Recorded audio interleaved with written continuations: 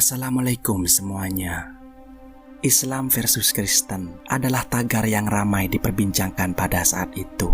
Konflik Poso adalah sebutan untuk serangkaian kerusuhan yang terjadi di Kabupaten Poso, Sulawesi Tengah. Konflik ini terjadi sejak 25 Desember 1998 hingga 20 Desember 2001.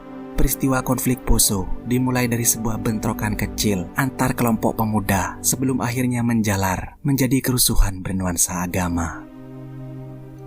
Kabupaten Poso adalah salah satu dari 8 kabupaten yang ada di Provinsi Sulawesi Tengah. Kabupaten Poso ini memiliki penduduk mayoritas Muslim di desa-desa, sedangkan mayoritas Protestan berada di dataran tinggi. Selain itu, terdapat juga pendatang orang Bugis dari Sulawesi Selatan dan Gorontalo bagian utara.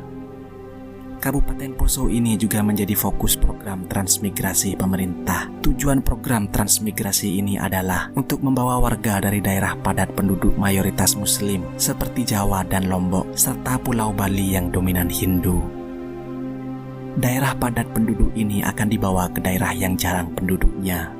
Dari keadaan tersebut, pada akhir tahun 1990-an, penduduk di Kabupaten Poso bermayoritas Muslim dengan persentase di atas 60%. Kemudian terjadilah persaingan ekonomi antara penduduk asli Poso yang mayoritas Kristen dengan para pendatang Bugis yang memeluk Islam.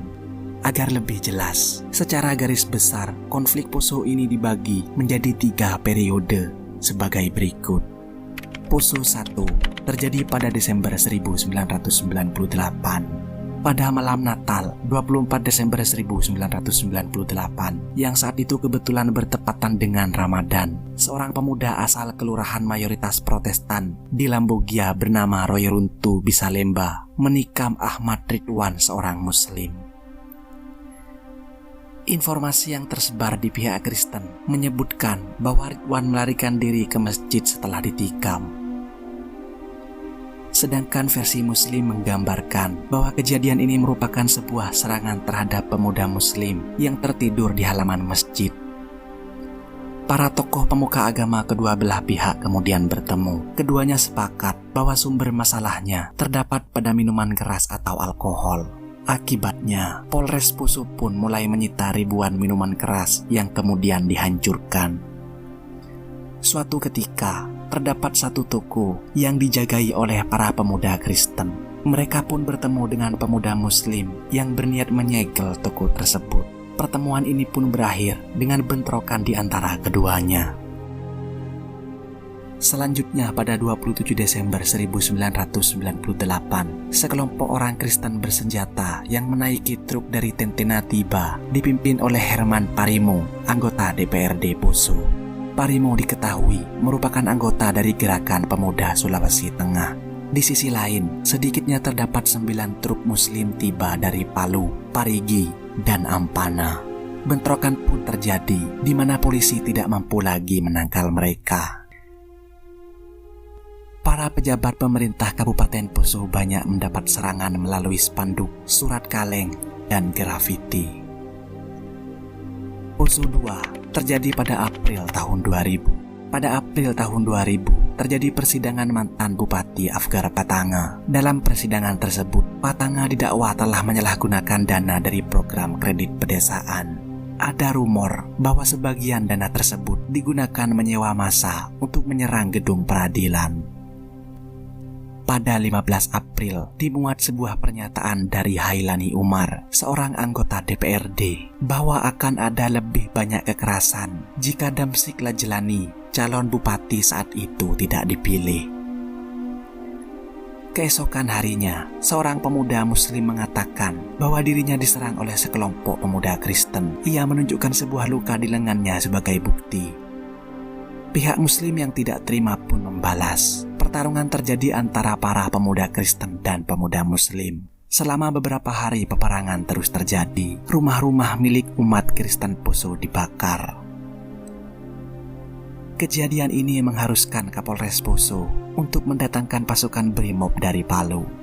Pada 17 April, anggota Brimob tidak sengaja menembaki kerumunan massa yang menewaskan Muhammad Yusni dan Yanto, serta melukai 8 pemuda Muslim lainnya. Hal itu membuat massa semakin mengamuk. Pangdam Wirabuana, Mayor Jenderal TNI Slamet Kirbiantoro di Makassar akhirnya mengirim 600 tentara dan setelah itu pertempuran pun mulai mereda. Poso 3 terjadi pada Mei tahun 2000. Kejadian bulan Mei tahun 2000 ini merupakan pertempuran terbesar dan terparah. Periode ini didominasi oleh serangan balasan kelompok Kristen terhadap kelompok Muslim. Selain itu, terjadi juga berbagai kejadian penculikan dan pembunuhan. Berdasarkan wawancara yang dilakukan Human Rights Watch, para migran dari Sulawesi Selatan dan Gorontalo yang umumnya menjadi korban dari tindakan tersebut. Pada awal Mei, muncul rumor bahwa banyak pemuda Kristen telah melarikan diri ke sebuah kamp pelatihan di Kiri. Pasukan Kristen menamai operasi ini sebagai Kelelawar Merah dan Kelelawar Hitam. Pasukan ini disebut-sebut dipimpin oleh Fabianus Tibo, seorang imigran dari Flores, Nusa Tenggara Timur. Pagi hari tanggal 23 Mei, sekelompok pasukan Kelelawar Hitam membunuh seorang polisi, Sersan Mayor Kamarudin Ali, dan 2 warga sipil Muslim, Abdul Syukur dan Baba. Kelompok ninja atau Kelelawar Hitam ini kemudian bersembunyi di sebuah gereja Katolik di Kelurahan Mungko. Mereka pun mulai bernegosiasi dengan polisi untuk menyerah.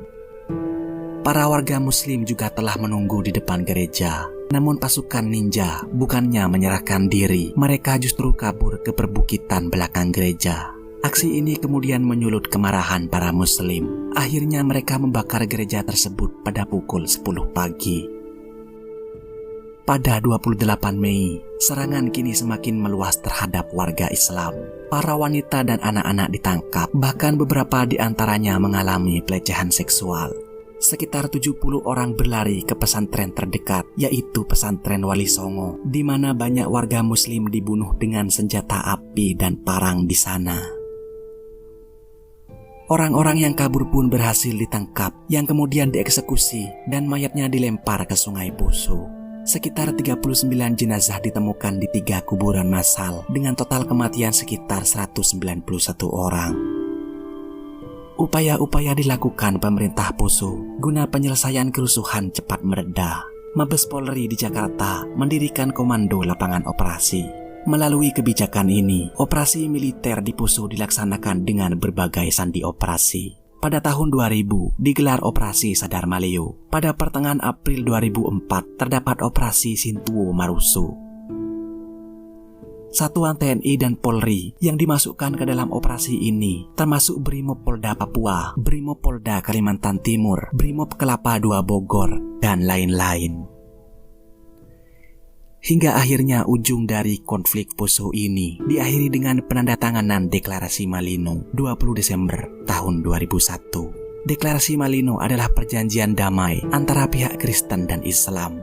Sebelum penandatanganan, dirinci bahwa terdapat 577 korban tewas, 384 terluka, 7.932 rumah hancur, dan 510 fasilitas umum terbakar.